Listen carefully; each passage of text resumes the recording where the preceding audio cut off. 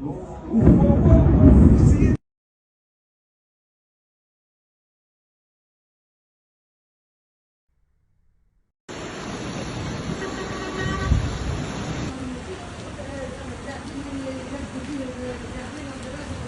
nyo kaya kay lalaki yung video na yan.